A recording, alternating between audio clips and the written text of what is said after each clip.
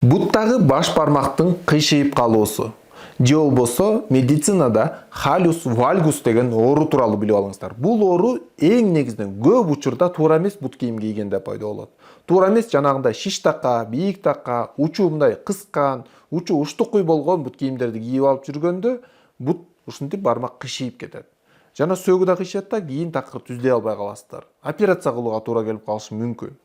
Эгерде сиз бут кийимди бош кылып кие турган болсоңуз, ошондой эле убагында көнүгүү жасап жүрө турган болсоңуз, кээде болот май тамандагы өтүшүп кетет. Ушундай халюкс вальгуска алып барат. Май таман бар болсо, ашыкча салмак бар болсо да алып барат. Жана аялдарда балким боюнда болтурбоочу каражаттарды көп ичкенде пайда болушу мүмкүн. Же болбосо кош бойлуулуктан кийин пайда болушу мүмкүн. Же болбосо боюнан алдырганда пайда болушу мүмкүн.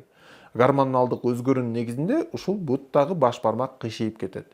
Жана ашыкча салмак да себеп болушу мүмкүн. Кээ бир учурда генетикалык негизде дагы пайда болушу мүмкүн. Муну болтурбаш үчүн жана жогоруда айтып өткөн себептердин баардыгын алдын алыш керек. Жана майтаман бар болсо майтаманды кетириш керек.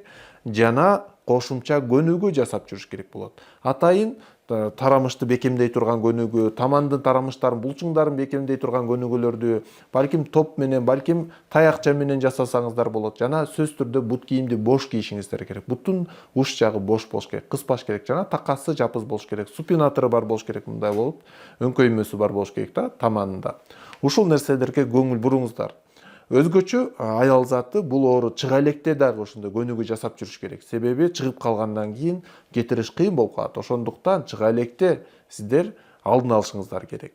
Өзүңүздөрдүн ден соолугуңуздарга туура кам көрүңүздөр. Кошумча сурооңуздар бар болсо комментарийга жазыңыздар, биз аларга жооп беребиз.